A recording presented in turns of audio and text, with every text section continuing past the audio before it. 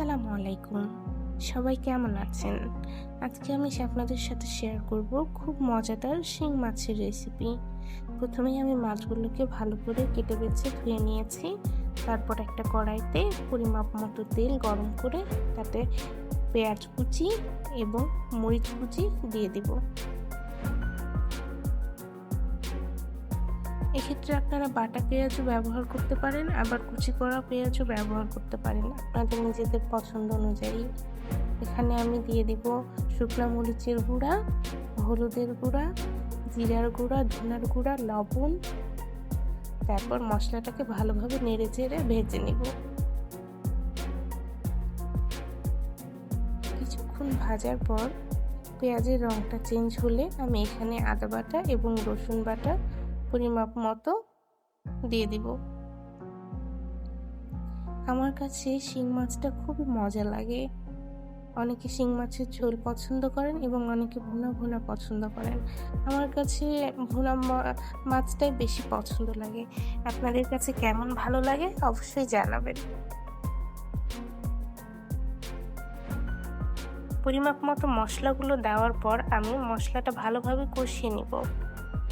অল্প একটু পানি অ্যাড করব যাতে মশলাটা কড়াইয়ে লেগে না যায়। পানি দিয়ে হালকা নেড়ে চেড়ে ঢাকনা দিয়ে ঢেকে দিব।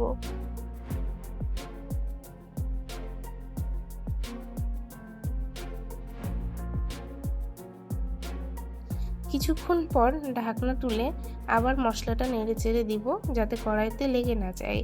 দেখেন আমার মশলাটা কিন্তু কষানো শেষ হয়ে গিয়েছে, কি সুন্দর তেলটা উপরে ভেসে উঠেছে। এই পর্যায়ে আমি ধুয়ে রাখা শিং মাছগুলো কড়াইতে দিয়ে দিব।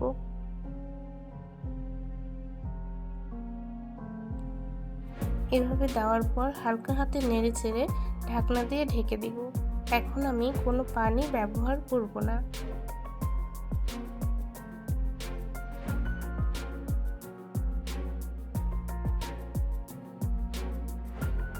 ভালো করে কষানো হলে আবার নেড়ে চেড়ে কিছুক্ষণের জন্য ঢাকনা দিয়ে ঢেকে দিব।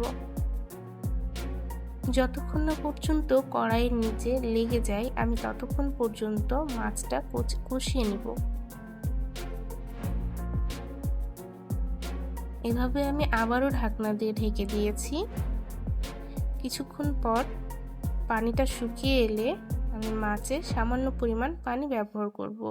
আপনারা আপনাদের পরিমাপ অনুযায়ী ব্যবহার করবেন। যারা ঝোল খেতে পছন্দ করেন তারা একটু বেশি পরিমাণে ব্যবহার করবেন, আর যারা ভুনা মাছ খেতে পছন্দ করেন তারা অল্প পরিমাণে পানি ইউজ করবেন।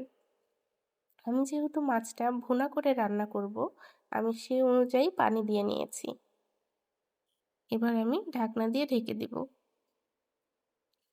আমার মাছটা অলমোস্ট হয়েই এসেছে।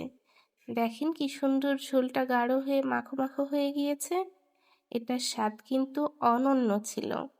দুপুরে সবাই আঙুল চেটে পুটে খেয়েছে। সকলে ভালো থাকবেন, আমাদের জন্য দোয়া করবেন। আল্লাহ হাফেজ।